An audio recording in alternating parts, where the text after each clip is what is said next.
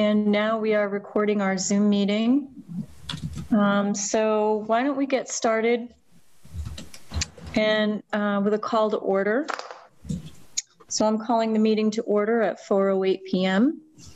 on December 14th.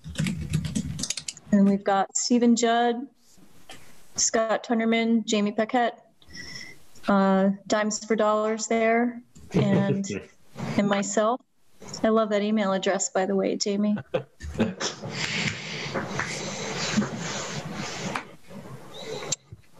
And I did get the meeting minutes. Everybody get the minutes that Scott sent out? Mm-hmm. Sorry, Scott, I can't look at Facebook on my work machines. They blocked it years ago. So Right.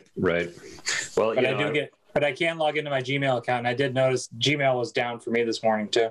Yeah, I saw a BBC news headline that it was down worldwide for a little while. But somebody lost their job this morning. Yeah. And, I was up early to get the minutes out so everyone at least had the day to look at them. And of course, Google managed to stymie that. But that's my fault, not theirs, because I had 30 days to do it. No worries. We all got them. Yeah. Thank you. They're really meticulous. It's great note taking there, Scott. Possibly too meticulous, but doesn't hurt. Okay, so it doesn't look like we have any members of the public attending this meeting. So I think we're good to just go through the minutes. Yes? Make a motion. Is that what I do? Do I make a motion to go through the minutes? You have to make a motion to approve them. Oh, I see. Okay. So I'm making a motion to approve the minutes from November 9th. I'll second. And then, Misty, you asked for everybody to vote in favor. Okay. A vote. All in favor, say aye. Aye. Aye. All right. Meeting minutes approved. Nice. Thank you, Stephen. I'll get the hang No of this. problem. Good old Robert's Rules of Order. I spent a little time reading those protocols for the Zoom meetings. I was starting to get Yeah. I was like, oh, just when I thought I had Zoom fatigue, I was like, wow, okay. Yeah, it goes to a whole new level when it comes to public municipal meetings. Yeah. So without Marin here just yet, I'm not sure he's going to be able to join us. He's still tied up with some work stuff. What we can go through on the Green Communities report. I did see a report that he sent out, but I just skimmed it, so I haven't had time to go through it in great detail yet. I will before the next meeting. But does anybody else have anything they want to add to that?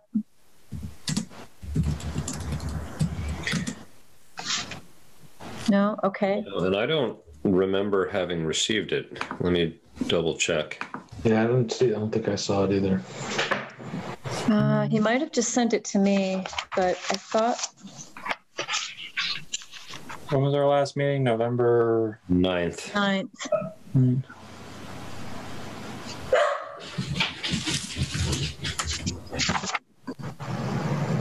He sent something on, November 9th at 4:19 p.m. It was an Excel spreadsheet. Is that what the report was? Yeah, that's all. The report is actually an Excel spreadsheet. Okay, he template that you fill out. Sent it while we were talking during the meeting, probably. Correct.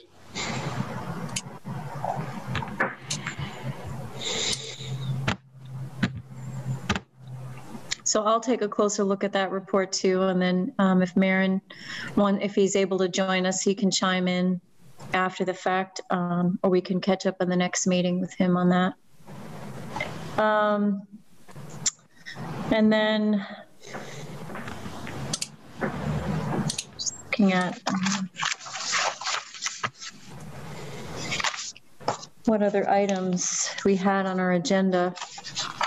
I mean, I can kind of go over it a little bit if you guys have it open. Yeah. Let's see if I remember this from previous discussions of all of this. The tab Criteria 3 Overview kind of gives the text descriptions on different narratives, especially the number 6, provide a narrative. That kind of gives a summary. Because we had talked about that might be the thing we could post on Facebook after we get approval. Right. And then if you go to, we didn't have any building stock changes. Criteria 3, Table 2 Progress tab. That kind of shows the change in MMBTUs for all the different items. So you can see, for example, for fiscal year,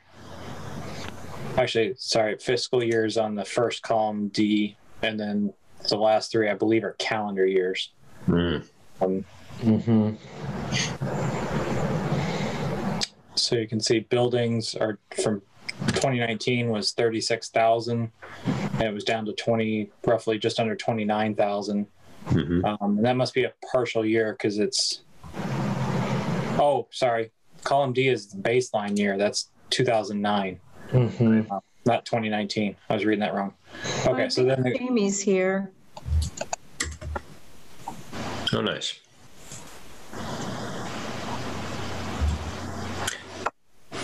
Go ahead, Stephen. So then the different fiscal years, you can see for fiscal 2020, we were down quite a bit from fiscal 19, but of course a lot of that was from everything shut down in the first couple of months of 2020. That fiscal year would have ended, what, June of 2020? Yeah. So we're in fiscal 21 right now. We're 5 months into fiscal 21. Yeah. So with, COVID happening mid-March, really, when shutdown started, that's not a huge chunk of the year to account for like such a big drop, it seems. But I could be wrong. I don't know. I guess. Well, I think you got to remember how biased our buildings are to White Brook Middle School. Right. Right. White Brook is literally a third of all energy in the city. Just that one facility. So with that building shut down essentially for the bulk of when it's actually using energy during the school year from March to June, to me that's not too surprising. Vehicles, of course, have gone down. You wouldn't think actually city vehicles would go down too much just because of the fire and the police still have to go during the pandemic just like before. It's just maybe a couple city vehicles, but even then that's only like maybe the inspector's car and that kind of stuff that didn't have to run. Yeah, at the beginning of COVID, there was a significant drop in emergency response. Oh, was there?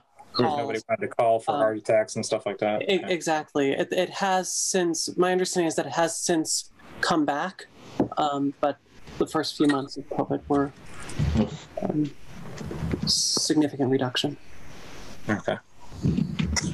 Trying to do it on a phone where I can get 5 screens at once, but I can't see Jamie because it doesn't. No, let's stick before. So even water and sewer, I'm surprised. Well, we did have that energy update on the water and sewer plant. Did that go into service, Jamie? Do you remember the lighting and stuff that we were going to do? I remember we had reviewed that a couple of years ago. Yeah, so we got the grant last, it was like September or so of 2019. And so we'd been implementing it, and I don't know if the implementation is complete. I wouldn't think it would have that big of a drop. That must be just because of commercial use down a whole bunch. Because I would think residential use would increase for water and sewer. Right. That's interesting. So yeah, I mean, total energy consumption last fiscal year was 10% down from 50.6 thousand to 41.6. Oh, and then you get weather normalized, which actually brings it down even further. 19 down, yeah.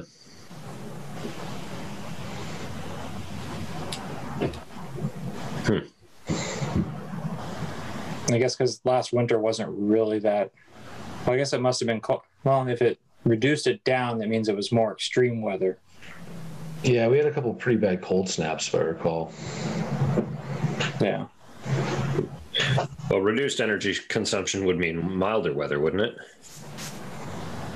Like, if we're weather normalizing, that means that the buildings use more energy. Right, I got you. Yeah. Weather normalized, so it would have been more extreme weather to bring it down. Right, gotcha.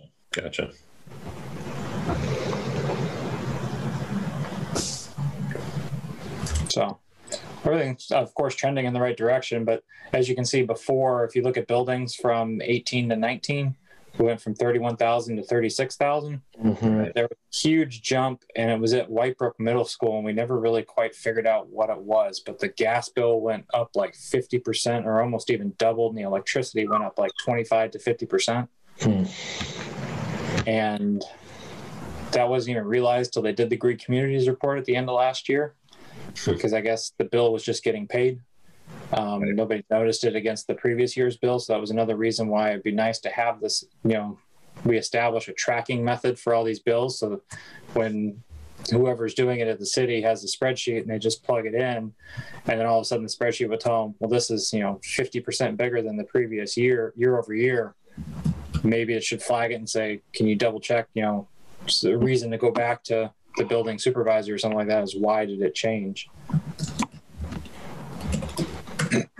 But then it kind of went back down again this year. So I don't know if that was just a blip for fiscal 2019, and part of that blip is covered in COVID. Part of it's due to the whatever anomaly was at Whitebrook that year. I don't know.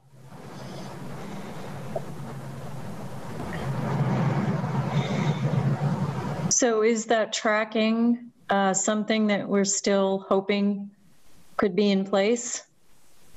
It would be a good. The problem is getting it set up, because I know we were at that point of doing those meetings, right, Jamie? And then that kind of fell apart right after COVID started. Exactly. Yeah. So I think it's, it's something that we should keep our eyes on and start to push forward again. But the bigger issue is that it just, because it involves so many different departments and it's a new tracking or a new system that needs to be put in place, that needs to be a top-down type of order, that this is how it's going to work. And I think the Energy Commission ran into some difficulties trying to push that uphill. So I think getting buy-in from the mayor's office, and then having the Energy Commission explain to the mayor's office why it's important, and then having that sort of trickle down from the mayor's office might help to get that moving in the future. But I don't know what the capacity is right now for people to take on more stuff. Especially. Yeah. So is it something that we should just maybe keep on our radar? Is there any kind of a softball we can toss to that Energy Commission to find out what the capacity might be? Or what's your take on that, just to ride it out a bit more?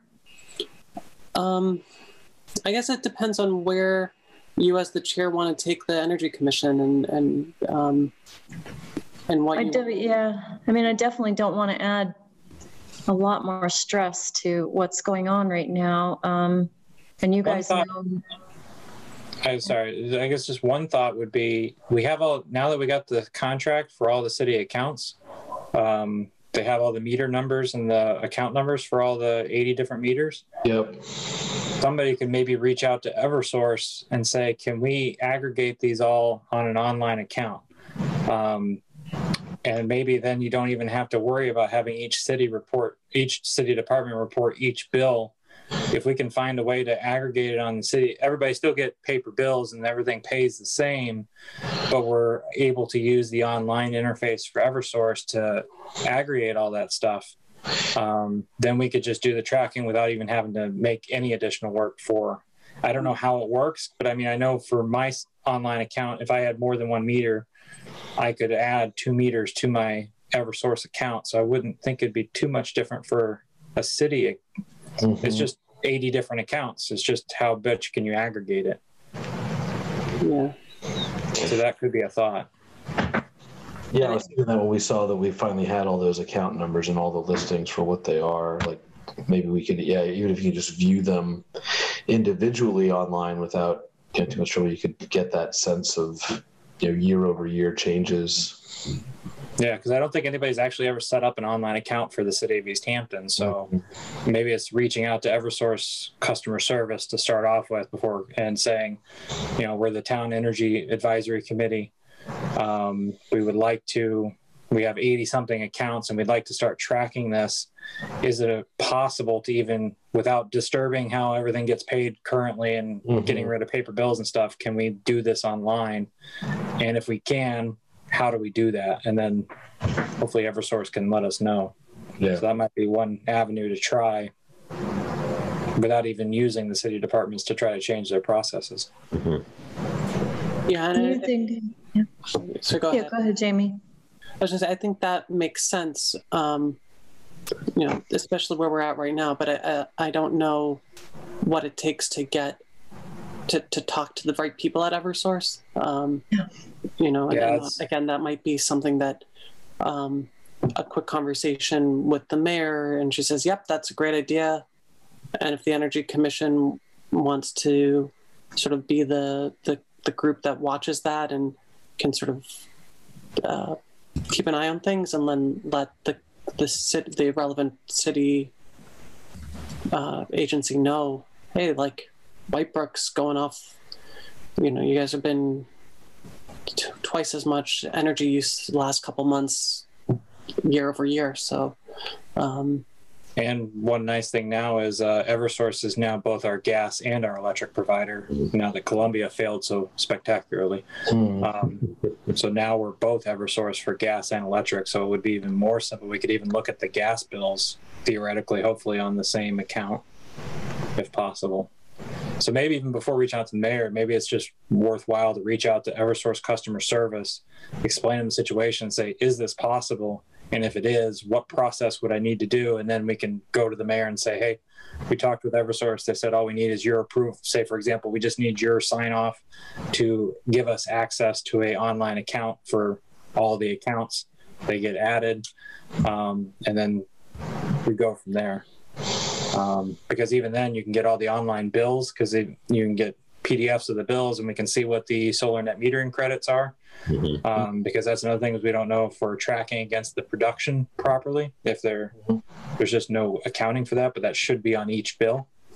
Because I can't imagine we're the first city to have this problem with a utility of aggregating dozens of meters. Sure. I don't think we are. No. Yeah. Well, I am actually off tomorrow because of other stuff, so I'm happy to sign on to try to call Eversource and see if I can wade through their, customer service and try to get some answers to those questions. Okay. Yeah, just proposed on the process of what we're just trying to find out what we would need to do to get it all set up and what approvals are needed, and right, if it's even possible. Do they have the ability to aggregate 40, 50 accounts, or is it only, say, a max of 10 accounts per online account, and then we'd have to split it between a school account, online account, a DPW online account, a municipal buildings, etc. Right. But even that would probably help. I think a vast number of the online accounts are, or a vast number of the accounts are for like streetlights that just, that they're not, we don't see that much change in them. Yeah. Intersection A, intersection B, each has their own meter. But like, I'm sure even the ones like the school zone signs, I think they have their own meter. right. For the flashing yellow lights. So it gets down pretty granular. And then So I was a little disappointed. We got they signed the contract without any even discussion with the Energy Committee, but it's different administration, same response. So particularly in as much as we've been asking for that contract information since July or August. Right. I don't remember when I first sent that email, but it was months and months ago. But it's the mayor's comment in there seemed to be that it's a contract that's breakable. Yeah. I was surprised by that, but Yeah. looking at it, actually, the rate didn't look too bad. It was 8.8 cents. And if you looked, it actually has 100%. It's backed by 100% wind. Now, granted, that's like saying, there's a wind side of the pool versus a fossil fuel side of the pool. Yes. Yeah. But it's theoretically, it's all backed by wind. Your electrons may vary. Yeah. But over the course of the year, the PPA that they have with the wind farms is for the energy that gets supplied. So, but yeah, it's not a electron by electron, obviously. Sure. But, again, I think that would be a nice thing for folks to know, that the town has that provision set up. Yeah. So not even beyond all the solar that we have, whatever we don't have supplied by solar is backed up by 100% wind. Yeah. Yeah, I didn't know that, so it's definitely good to. Yeah. I just noticed that in the rate contract when it said what it was backing up the contract on one of the pages. Is the city getting RECs for that too? So no, that's just basically you're doing a PPA through a third-party supplier, and they're doing a PPA with a wind farm. So right, REC for wind, that's all done on the developer sides of the wind farms. They get the RECs and all their financing. We're just buying the output through Constellation, who then buys it from a wind farm. Right. Okay. Yeah, I was just wondering because it talked about that in the contract a little bit, like second or third page. It's just a lot more middlemen than what like the municipals do, like Chicopee or South Hadley. They have bilateral contracts with hydro facilities in New York, some of them, and so they basically agree on a rate for how many ever decades or years, and then whatever the market is, it doesn't matter because they have a contract to settle the differences of the real-time price in the wholesale market. So if it's higher or lower, they're paying each other the same agreed amount, and then it just kind of settles in the wash, because if one gets paid money, they pay it back to the person at minus the settled amount type of thing. So, and that's why typically, what we're doing with Constellation is usually not cheaper than the wholesale price that you would get from Eversource, because Eversource doesn't have any profit from generation, because they're basically the supplier of last resort, and so regulations say that they have to pass through the generation at cost. So the whole point of a third-party supplier, you're never going to actually make money on it, save money on it based on what you would get on the wholesale market, because they have to make some money or they're not going to be in profit as a company. Right. But if you get other attributes, like for example, we're now paying for 100% wind contract, you expect it to be probably a little more expensive, but it's backed by wind and it's a stable rate for the next 3 years. That's the other advantage for municipals for budgeting purposes. Right. Is you have a flat rate for 3 years, as opposed to Eversource's rate will change every 6 months based on the season and what the latest procurement that they get every 6 months, or whatever the average price was the previous 6 months, help determine what their price is the next 6 months or next season type of thing. Now, when we have a spike in energy use, say like we did, with Whitebrook and just kind of overall, I'm not having parsed this contract fully, but I guess they're basing this on sort of our historic usage, right? And because they can't really oversell the amount of generation that they have. Oh, this is all kilowatt hour by kilowatt hour. So they're just aggregated enough that fluctuations, yes, our one account may fluctuate up and above, but I don't think we have any. It might specify if we have any kilowatt hour limits that the contract, it's probably in there somewhere. Okay. but typically they don't put limits on that stuff. I'd have to look more. I mean, it's just like a homeowner. If you sign up for a third energy supplier, they don't say you only get 1,000 kilowatt hours a month at X price, and then the next 1,000 are at some random price. But if you aggregate thousands and thousands of homeowners, on average, you're pretty flat consumption, because some are going to be over, some are going to be lower. So the law of averages balance out. Yeah, I guess I was just curious, right? If they had like for whatever reason, where a lot of their customers were going over, and they kind of like oversold whatever wind supply that they have, are they then forced to go out and like procure more wind energy however they can, or is that? Yeah, I'm not sure how they do that on their end. Yeah, I'm not into that type of contracting. Yeah, supply side issue, but I was just wondering. And so now that we have this contract, so the point of us getting this contract was just to make sure that it was in line with. If we got it before it was being signed, we could have actually solicited. I'm assuming they actually solicited. They have to probably solicit for other third-party contractors. So when we did this 6 years ago, the last time we were actually eligible to review it, we contacted a couple different companies, and they provided the city quotes. We took those quotes, and then we recommended to the mayor which one to pick. And then the mayor, it was Mayor Cadger at the time, signed the on with, or maybe it was Mayor Totznick at the time. I don't know, 6 years ago. I can't remember. It was 2014. I can't remember when it switched from Mike to Karen, but it's right around then. It was probably. I can't remember if it was the end of Mike's term and it was just as started as Karen started or not. But if it was, it would have been like June-ish of 2014, maybe. Oh yeah, because their new terms would have been January. Yeah. So, I don't know. Because Karen did two terms. Yeah. It's probably the end of Mike's. Yeah, it was at the end of Mike's, because Karen did 2 terms, and this is just about to start. Well, no, I guess we're in the middle of Nicole's second term. Right. New election next fall. Yeah, I don't know. All the years. Either way, we had like a couple different third-party contractors come to us. They gave us some prices. I had done I took all the accounts that we had at the time, which were all paper bills.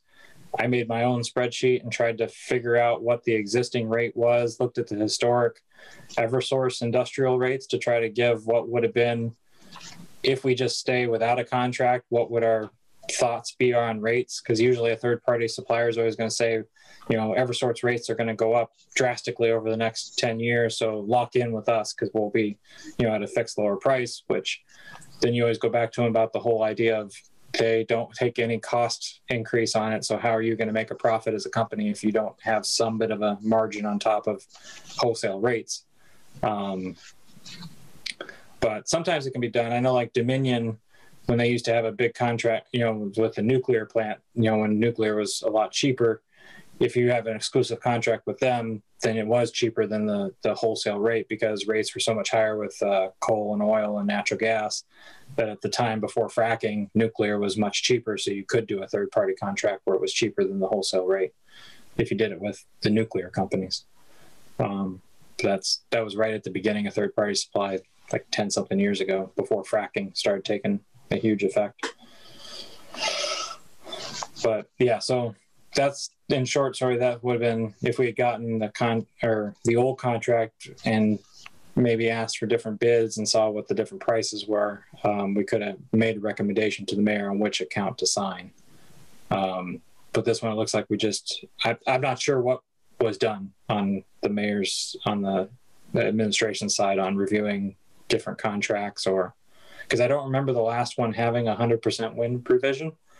So that might be something new that was discussed with the different third-party suppliers. So then my next follow-up question is the fact that she's mentioning that it's breakable. Does that imply that we need to take extra steps then on this, or? I'm surprised I need to look into the contract more, because the previous one was a 36-month lock. and any try of breaking it early was severe penalties, is usually how they set them up. So unless this is just a continuation of the old contract on a month-to-month basis, because usually when you do an initial contract, it's 36 months, and then they say prior to the next, it'll renew on a whatever the rate is that month, and it'll keep renewing on a month-to-month basis unless you lock in for another 36 months or something like that. So I haven't looked detailed in the contract if it was another 36 month or it was just a month-to-month, because it should have the exit clauses in that contract somewhere buried in it, but I'd have to read it. Yeah, I'll read it too, so that, if we need to come back to this on our next meeting, we can. Yeah, and what's nice too is if we have the online account, it'll show up as a line item on the bills on the city accounts. Because, like, for example, I have Constellation on mine because they gave me a $75 gift card if I had a charger. So I was able to do that, and I got the gift card for that. Even though I'm net metered 0 for the year, so that they don't really get anything from me anyway. But that's all you have to do is disclose that you were net metered at the beginning of it when you sign up, and I told them that, and they didn't care. So, but yeah, so I guess we'll have to look at the contract further and see if there's anything we need to do. But I doubt we can break it unless it's a month-to-month one. But again, I think our biggest step probably would be to set up the Eversource online account first and get some data, because at least also once you link all the online accounts, you should get a 3-year history. And hopefully, I think they can aggregate it into Excel spreadsheets. It doesn't mean anything when you only have one account for a homeowner. But if they have ways to aggregate it for all the dozens of accounts we have, that would be probably useful. Great.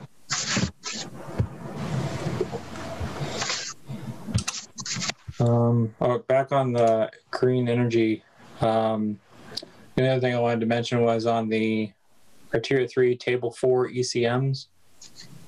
Those are some of the different projects that are being done or have been done. So Table 4 ECMs is the ones that are completed. So you can see on there for the wastewater treatment plant, we had HVAC improvements, and that was completed in September of this year. So it could be the reduction in the wastewater one could be because of this, because it says it's supposed to save 15,000 kilowatt hours a year, which is a significant amount. I'm not sure what that translates into MMBTUs. And then in the Lovefield street pump station, placed a furnace. Supposed to save 55 gallons of oil a year. That's not really that much. But I guess it was only a $4,400 $100 upgrade. And then the last one's the electric vehicle charging stations.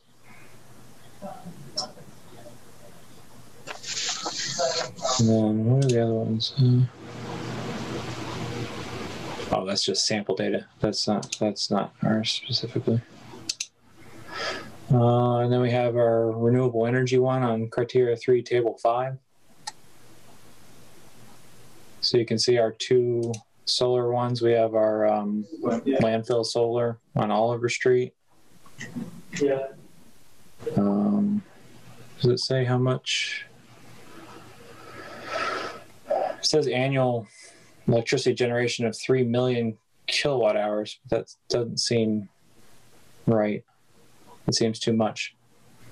That may be just a projected, because I don't think that's a real number. I don't think that's a historical number. I mean, I think that was maybe just when it was installed. And then we have our 82 kilowatt hour rooftop PV on the school.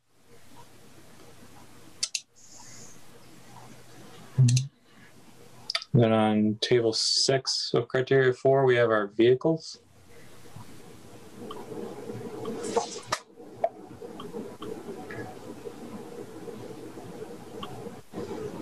We had 3 new cars and 1 transfer.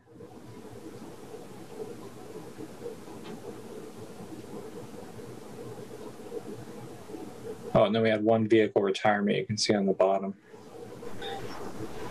Does the city can't possibly only have 4 vehicles? No, these are new ones for the year. Okay. So we purchased 3 vehicles and we transferred one of them from the police to the DPW, which I think is the one, if you see it in Onatuck Park, there was an old SUV that looks like a squad car. I think that's the one. So it turned into the Park Police Department. Or Park Ranger, I think it was. Right.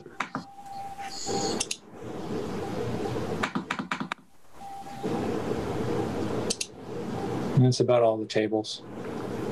Oh, it looks like on the other notes, there's one last description. So it talks about how we use 4.5 million kilowatt hours annually. We produce about 2.5 million from Oliver Street, which that makes more sense. We get about 80,000 kilowatt hours from our high school system. And then we purchase about 1.5 from Deerfield.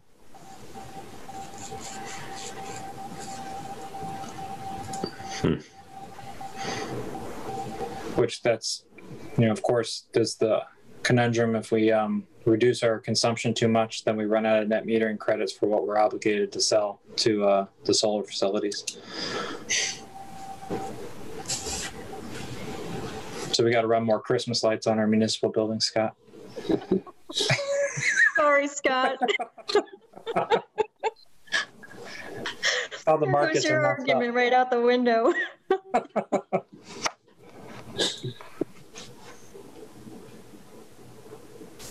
Yeah, so that's about the summary of the Green Communities report.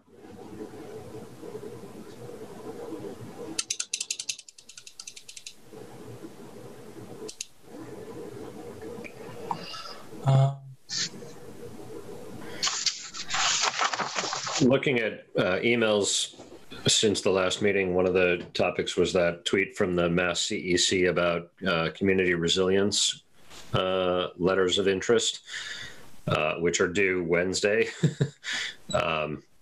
So that might not happen. And it didn't look like an overwhelmingly important thing to undertake. And I'm not sure I understood exactly what it's about. Yeah, I think I was like interested in it. I was like following a few threads and started putting stuff together, and I was like, I kind of petered out. And I was like, well, I'll send this around anyway for people to take a look at. But with the looming deadline, I wasn't sure if it was something that some part of the city may have already been involved with or aware of, or what have you. But it was just, it was an interesting thing to think about, I guess, just from a resilient standpoint. But it's pretty deep and would require a large amount of effort to go after it. Jamie, don't we have some type of resilient stuff with the city planning stuff? Yes, we do. We have through the Municipal Vulnerability Preparedness Grant Program, we've been doing a bunch of applications. We just got funded for the green infrastructure master plan for the city and dealing with a couple of stormwater outflows in the Cherry Street neighborhood. So we're looking at resilience through sort of the climate change lens, vulnerability, responding to disasters and being prepared that way. And as far as energy resilience, I can't speak to that. Yeah, this was all like part of it's like referred to that MVP program quite a bit as well, as it comes out of that. Yeah. Communities that have started going through that process. So, yes, this is just the second round of stuff they've done. It looked like, and so possibly for a future thing, maybe worth keeping on the radar. Yeah, I don't think I saw that email. It might not have been on the loop. It's possible I didn't send it to you. But that was, you said it was this Clean Energy Collaborative? Mm-hmm. Right. And it looks like they're choosing 3 communities to do like an engineer's assessment of like a next step level of resilience analysis, which I would expect might be more focused on coastal towns, given sea level rise and stuff like that. Right. Yeah, I mean, for us, I could see that apply if they're talking about energy resilience, would be tree trimming practices along the main circuits, so tree contacts. Because like, I have a friend that lives on Nowville Road, and I think they've been outaged off of Loudville probably 3 or 4 times in the last couple of months for multiple hours at a time because there's just so many tree contacts out there. Probably it's also looking at, what would it be to underground some distribution, but that always ends up in a very expensive discussion every time somebody talks about that, compared to leaving it overhead. Unless you're doing a new subdivision, then it's always better to do underground when you're doing a new street or something, but trying to retrofit existing is way too expensive. Yeah.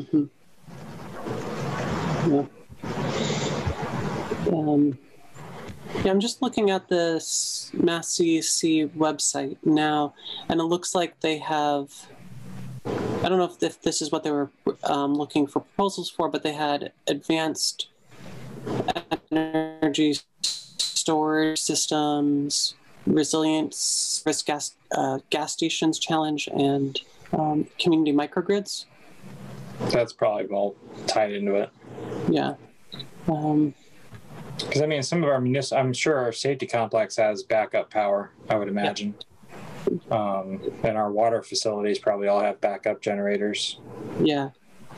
So I mean, that's part of the resilience. And if you're in how long could we survive on like the October snowstorm of 2011? How long do our generators last before they run out of power?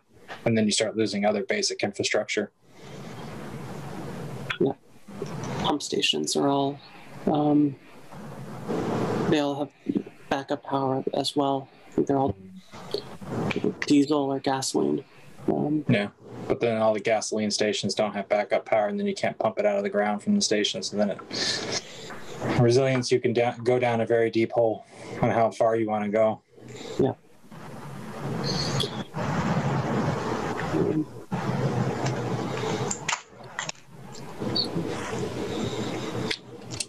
The other action items from the last meeting was, I know Marion had reached out to Jeff about promoting the electric chargers, but Jeff never responded to that. I'm assuming he's busy with other things, or?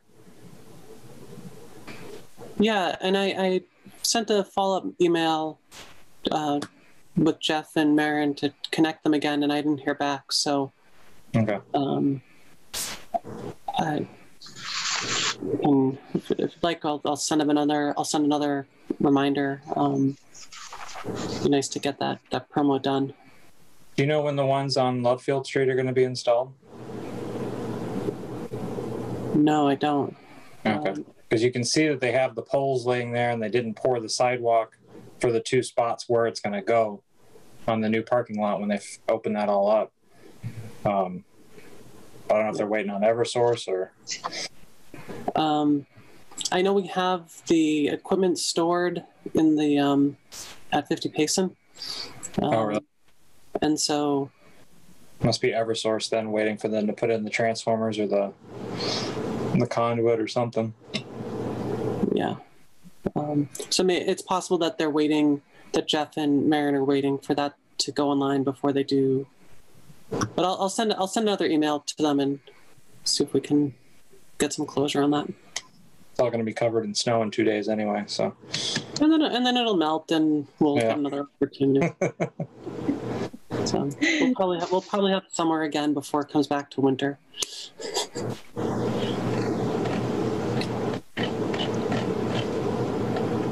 So is that contact with Jeff also surrounding some of the items we talked about that were appropriate possibly for sharing on social media? I had not reached out to Jeff about the social media items. I guess we're having a larger sort of conversation with a couple other committees about wanting to similarly do same type of ideas of like committees wanting to used Facebook or social media to, share information. And I know that the larger pictures, that the city doesn't have one Facebook account or one social media account, and that it's confusing.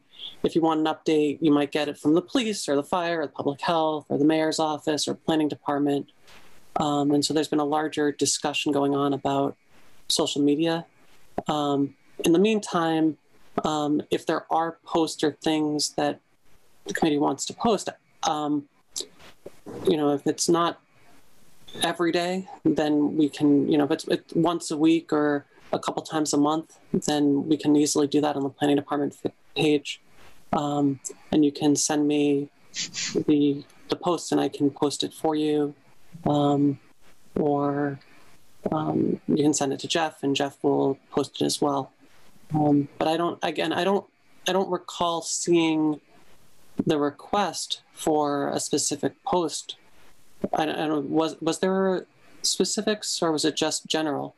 Just general. We were talking about, I think from the last meeting, about trying to establish some social media presence and having some really great things going on. And then there was some more conversation around what was appropriate and what was the right timing. And so I think one of it was the Green Communities Act on the Green Community Report. What would we want to put publicly on a Facebook page from that Green Communities Report versus that would not confuse people too much and ask, what is this?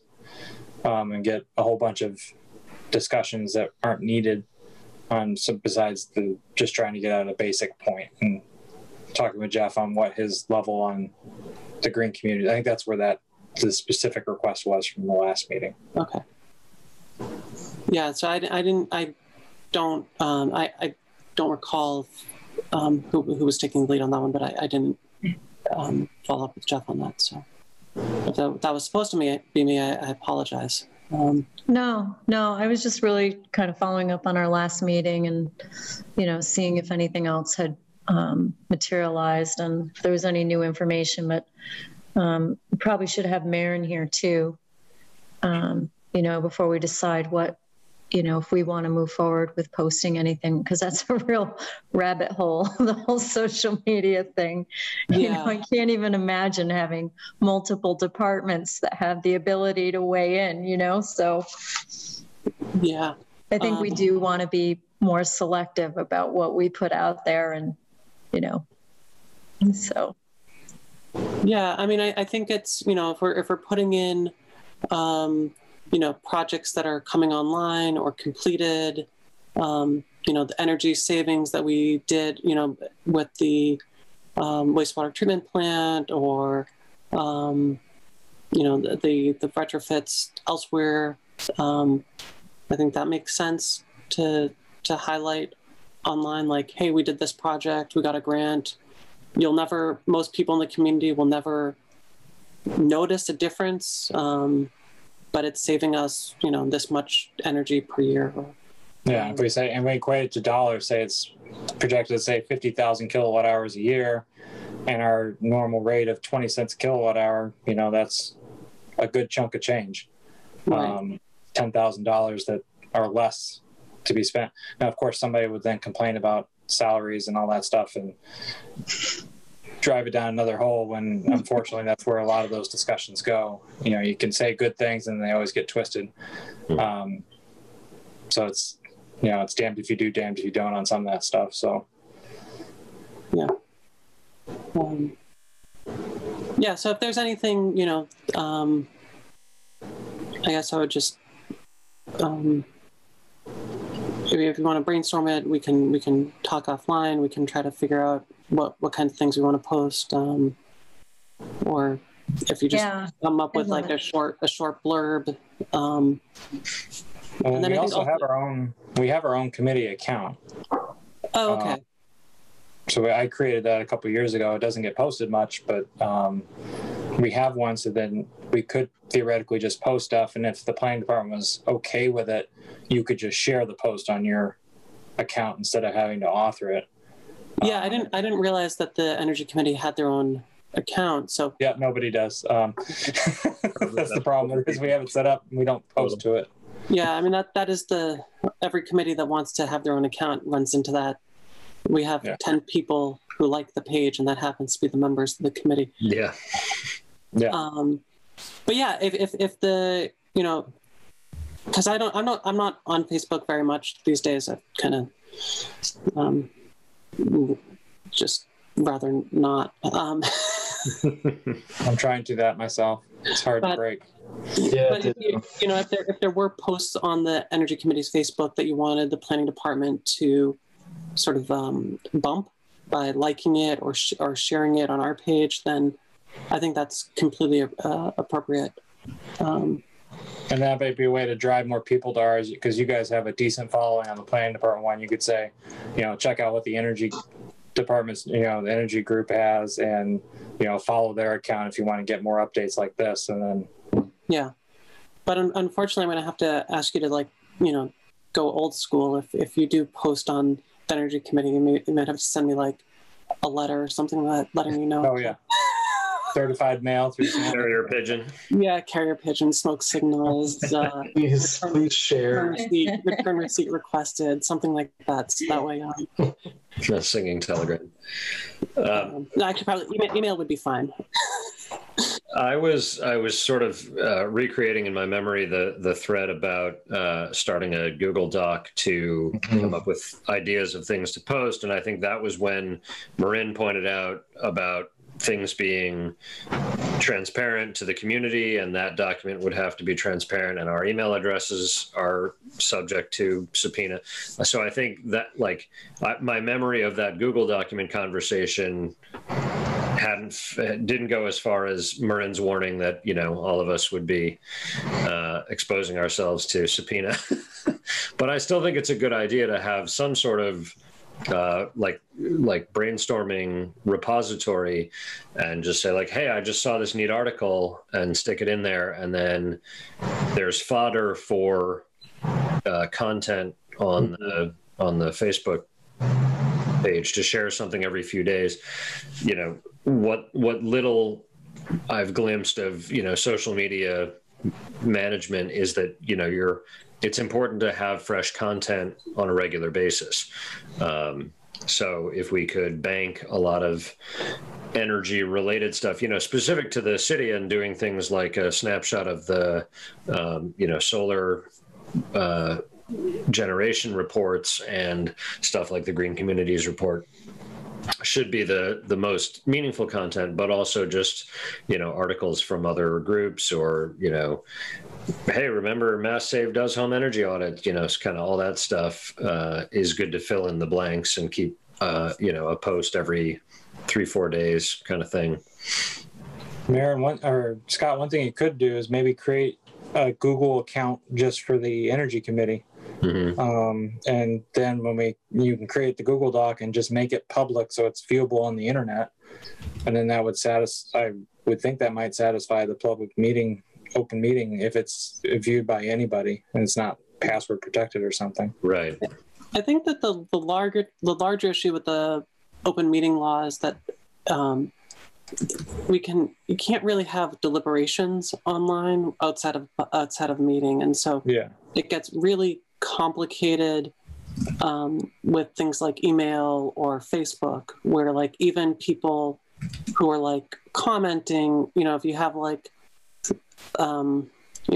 Easthampton Matters Facebook page, and you have a couple of the city councilors posting on there, well, now they've had a public meeting outside of a public authorized public meeting, and they can get into trouble on that.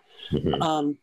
The reality is that unless there's a complaint that the committee's doing something, it's the committee's doing something illegal, then it's not going to rise to any occasion. So if we had a Google document that was just a list of here's the posts we're going to post, but not discussion over should we do this, should we not do it, but it's just here's a post, we'd like to post it, and then it gets posted publicly for everyone to see, and there's no discussion about it, and we're not making decisions. It's not like the committee's trying to figure out the ins and outs of an upcoming contract for electrical supply. It's just like, reminder, you can get an energy audit. Yeah. So it's Right. really about the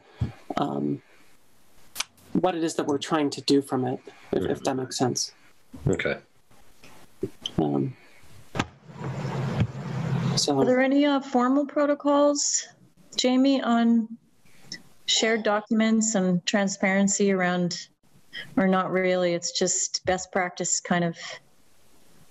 I mean, it's hard. I can create a shared doc. We have Microsoft OneDrive, which is purchased by the city, so we can do collaborative stuff with that. And so I can make a shared OneDrive that's editable by anybody, and I can share that with the committee, and we can have a Word document that just goes through, and people can put their ideas on it. And then if there's a question about, like, I don't know if this one is, if we should post this one or not, then that discussion needs to happen at the meeting. But if it's just like, reminder, home energy audits, and there's no discussion, and it's not, going to be something that's controversial, then. And you could even do it as a spreadsheet and have a column saying discussed and approved at a meeting. And then in that column, we discuss it at the meeting. And then you just put the date of the meeting that it was discussed in the spreadsheet. Exactly. And then if it has a date, that means it was discussed and approved at a meeting. If it doesn't have a date, that means it was just somebody put it up there for discussion at a future meeting. And until we get a date, and then they can always go back to the recording and see that it was discussed at the meeting. And I think that would probably be the audit trail that, if anything were to be needed, that'd probably be the best. And we don't have to worry about setting up our own committee Google account or anything like that. Just setting up a OneDrive that we already have with the city. Okay. So I'll go ahead and set up a shared document, and then or even maybe a shared spreadsheet. Can you do? I'll make a shared spreadsheet, and that way we don't open up anyone else to. It'll just live in my shared drive, and anyone with the link can access it. Okay. That'll work. Okay. Yeah, I like that idea. And that way we'll just use what we've discussed here as kind of the format when we're posting to that document. Mm-hmm. If you have a question about it or you think it's controversial, bring it to a meeting first, and then we'll. Yeah, I would just say all of them. Each of us can add stuff to the sheet, and then at the next meeting, we can go through them all and just say, are there any on this sheet that you don't agree with? And then we can approve them all in a batch, and then put that date in a column saying approved at X meeting. Perfect. And then Scott can then post them on the Facebook account whenever he sees fit, since it's been discussed and approved at the meeting. Right. That sounds great. Perfect. The only other thing I had from the last meeting was reaching out to that company Solstice on the third-party aggregation. I had forwarded on the documents that they had sent. It was for some stuff in New York that they're doing third-party aggregation, because they said they had no programs right now in Western Mass. Mm-hmm. Basically, is this company that takes multi-megawatt solar fields, and then they're the intermediary between the developer and residential accounts. So basically, people can sign up for solar through this company Solstice, and then they get basically part of a solar facility if they're an apartment or a renter or something like that, where they don't have access to putting their own panels up. And they also their program, they also do it where they don't use the person's FICO score. They use what they call an energy score. It's a newly developed algorithm based on other factors that necessarily don't mean if you're going to be able to pay a bill or not, as opposed to being able to get a mortgage. So they change the score differently, so then it helps disadvantaged communities be able to get more access to solar that way. So it would sound like a great company. I don't know, and I tried to see if he would be able to join the meeting to just talk about it more, because I'm curious if that even though they don't have a project now, of getting his opinion, what could we do as a city to be able to do something like that? Because we have, like, I don't know if, with Oliver Street, there's room to put more. So that could be a thought of we get another developer to put another couple megawatts on there, and then all of a sudden we can use that as a community aggregation to anybody in the city, especially the ones in apartments and stuff, and to have them get access to solar that they otherwise wouldn't have access to. Because we can do everything we want with our municipal buildings, but if you look at Easthampton's energy consumption as a city, the municipal buildings are probably 1% of the entire town's energy bill. It's not, the entire city's bill. So, yeah. I listened to most of that podcast that you shared, and it was really interesting, really good stuff. So I guess I'll try to press him a little more, because I want him to join the meeting, because I don't want to have a discussion with him outside of the meeting. And it seems like they're just, of course, since they're not doing any projects, we're kind of absolutely bottom on their totem pole of anything to do, since they're trying to make money like any other company during a pandemic. But yeah, so that's the only update I have on that. Okay, thank you. Do we have any other business anybody wants to discuss? I don't want to keep us too much past our meeting time. I know everybody has a lot to do. Right. Good. Jamie Webb, thank you so much for your help in this and facilitating things. Appreciate it.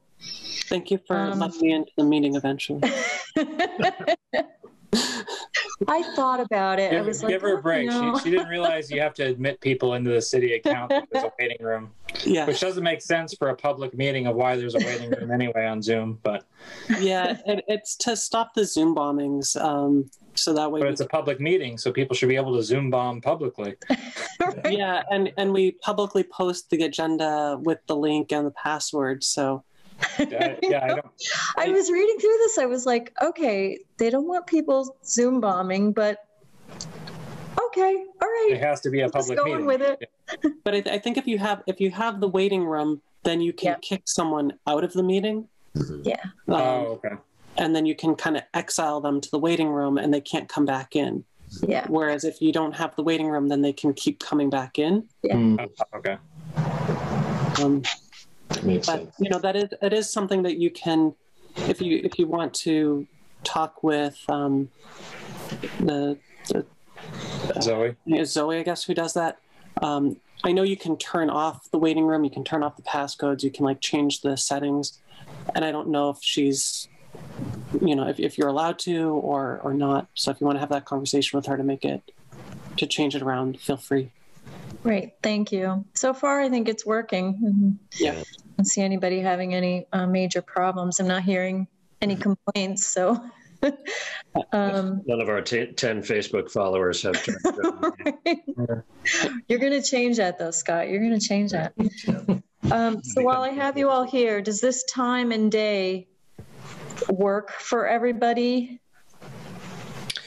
Seemed like it did. I know this is probably a one-off for Marin, so I won't speak for him, but do we want to set it up? It looks like we're running about 5 weeks.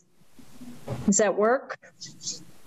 Yeah, do you want to do it like the same Monday every month, like the second? Because we used to do it regularly scheduled, and then that kind of got thrown out last year, but maybe it'd be good just to get regularly scheduled again. Yeah, if you commit to being like on a monthly schedule, like let's say the second Monday of every month at 4:00, that makes it easy for the city clerk to send you reminders like, hey, I didn't get your agenda. Are you meeting next week? And it's on the city calendar, and it makes it easier for people to drop in if we were actually in the building. I like that idea. Getting back to if everyone's comfortable with that. Yeah, which is what we had before, and then the pandemic threw that all out. Would 5 p.m. be okay? 4 is a little early to get back from work for me. I mean, I can make it work, but a little later would be more convenient for me if it's okay for others? It's fine for me either way. Yeah, I Fine for think me. I'd picked 4 because there was somebody that had conflicts at 5 sometimes. It might have been me back Okay. during my class schedule because it was crazy, but that works for right now. Okay. Okay. Yeah, 5's fine for me. Works for me. I vaguely remember that Marion had something. There might have been like a school building committee or. I think that was on Tuesdays. Okay. We might want to just double check with Marion that if he's planning to stay on the committee, if 5 p.m. works for him. And is he the only other member of the committee right now? Mm-hmm. Yeah, the other 4 of us are on, so it's. So one thing that never is a violation of open meeting law is sending out emails to discuss when the next meeting is going to be. So that's the one thing that we can actually have a lot of deliberations on email is when are we going to meet? Does this time and date work? So if you want to send out an email to everyone, including Marion, and just do that, then you don't have to worry about open meeting. Yeah. Yeah, maybe propose second Tuesday at 5 o'clock. Check the city calendar to see if there's something else at 5 o'clock, because we can't really conflict with, because there's only so many Zoom accounts for the city, like I talked about earlier. Second Monday, right? Yeah. Second Monday, I thought you said, right? Which is what today is. Right. That's the only reason. Should be the 11th would be next month. Yeah, so the school committee finance subcommittee meets at 5 p.m. on Monday, on 5 p.m. on Monday. That would be why then 4 o'clock. It must have been Marin that was also at a conflict at 5. And or the Zoom account. Yeah, and then the Conservation Commission meets at 6 p.m. on Monday as well. But I don't know if that's consistent or if that was just this Monday. Okay. Let me throw Misty, if you want to throw out an email, send an email to everyone then. Conservation Commission looks like it's every second Monday, or they're every other Monday. They're like the second and the fourth Monday. And fourth. Sixth. Yeah. Looking at February. Yeah, so the third Monday has nothing. Looking at January or February. So it looks like the third Monday is open. So that's the 18th. Yeah. And that's at 5 o'clock? That could be a thought. Yeah, and I've looked at through April of 21, and I don't see anything on the third Monday. So that seems like that's an open day for any other city meeting that's scheduled far into the future. Yeah. That sounds good. Okay, so right now, let's plan on January the 18th at 5 o'clock. I will still send out an email, though. I'll just say that it looks good for everybody right now, and we'll ask Marin, if that works for him, and if we need to change it, we will. Yeah, because if that works, then you can email Barbara and get that permanently put on the city calendar for every third Monday. Nice. So third Monday at 5 o'clock. All right. Okay, thank you all. So a motion to adjourn. I'll make that motion. I'll second it. All right. I don't think you have to vote on that. All right, thank you guys. Have a good night. Take care. Thanks, guys. Bye, guys. Bye all.